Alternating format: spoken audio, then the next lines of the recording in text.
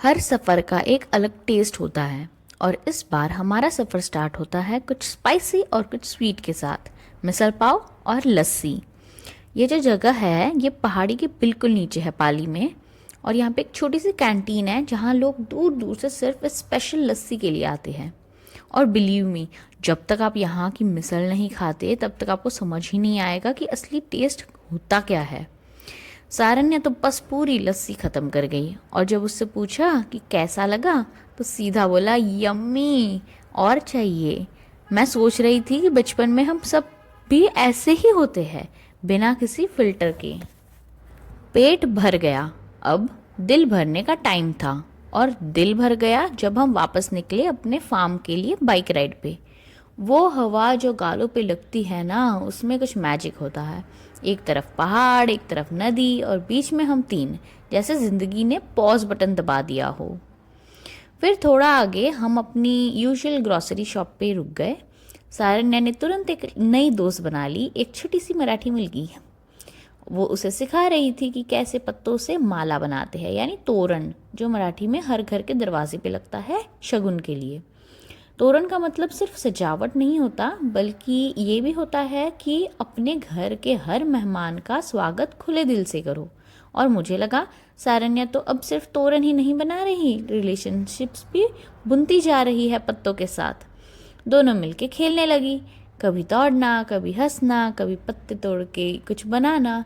और मैं बस देख रही थी उन्हें, कितनी आसानी से बच्चों में दोस्ती हो जाती है, बिना नाम, बिना रीज़न, बिना एक्सपेक्टेशंस के। काश बड़े होके भी हम ऐसे ही हो पाते। अभी मतलब मैं खुद एक इंट्रोवर्ट हूँ और पहले तो मैं ऐसे नहीं थी जब बच्ची थी। अब ऐसा क्या हो जाता है जो हम ऐसे बन जाते हैं? इतना सोचते हैं पहले किसी से बात करने से पहले कि वो क्या सोचेगा, मैं कैसे बात करूँ, अभी करूँ या बाद में करूँ। और रही बात फ़ोन यूज़ करने की, तो ऐसे कहते फ़ोन पे इजी होता है, पर नहीं, कुछ लोग मेरे जैसे होते पता है कि हम ना किसी को फ़ोन करने से पहले ना रिहर्स कर लेते कि हाँ हम ये बात करेंगे, अगर ये पूछा तो ये बोलेंगे, अगर ये पूछा तो ये बोलेंगे, ऐसे।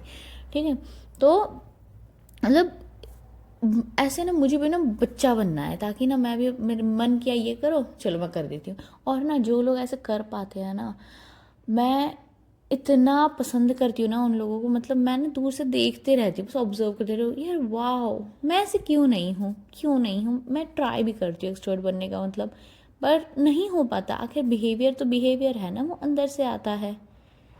एंड थोड़ी देर बाद हम फिर निकल पड़े फार्म के लिए। शाम ढल रही थी, सूरज का ऑरेंज रंग आसमान पे बिल्कुल पेंटिंग की तरह फैल गया था और हवा में वो शांति थी जो सिर्फ गांव में मिलती है। लेकिन तभी शांति थोड़ी देर के लिए टूट गई। उड़ के यहाँ पे साइड में हमने देखा कि एक क्राउड खड़ा था और एक जो ट्रक था ना, वो लिटरली खेत के अंदर घुस गया था।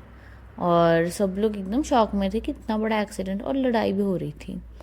फिर बाद में पता चला कि ड्राइवर ना नशे में था और गांव वालों ने उसे तुरंत पकड़ लिया। किसी ने बोला पुलिस बुलाओ, किसी ने बोला पंचायत में ले चलो। और फिर सब लोग गांव के मुखिया के घर ना इकट्ठे हो गए थे। एक मतलब छोटी सी इमरजेंसी मीटिंग जैसे बन गई थी। कोई चिल्ला रहा था कि ये सब ना सिटी वाले लोग बिगाड़ रहे हैं, कोई बोल रहा था अरे भाई ट्रक का मालिक भी तो गांव का ही है। मैं चुप थी, बस इतना सोच रही थी कि ज़िंदगी और मौत के बीच कभी कभी सिर्फ एक रॉन्ग टर्न होता है।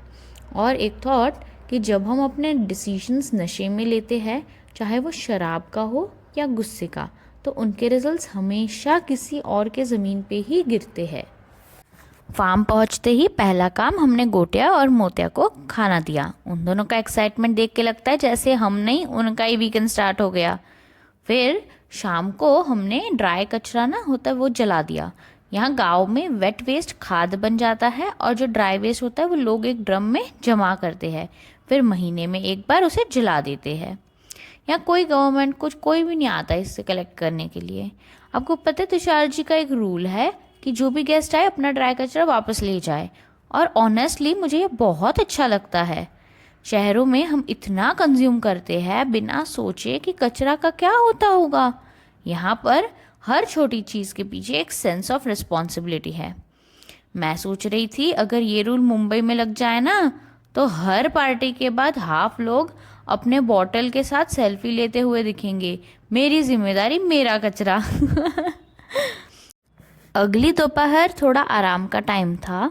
धूप हल्की थी, हवा में मिट्टी की खुशबू, और सारण्या ने बोला, मम्मा पेंट करते हैं। तो हम दोनों ने पेंट ब्रश उठाया और उसने फार्म के वुडन पोल पे अपनी कल्पना डाल दी। मैं रेनबो बनाऊंगी, उसने बोला, और हर स्ट्रोक के साथ उसका चेहरा और खिल गया। मैं सोच रही थी कि जब मैं छोटी थी ना, तो वॉल पे ड्रॉ करती थी तो मम्मा डांटती थी। आज मैं मम्मी हूँ और अपनी बेटी की ड्राइंग पे स्माइल कर रही हूँ। जिंदगी का फुल सर्कल एक पोल पे पेंट हो गया।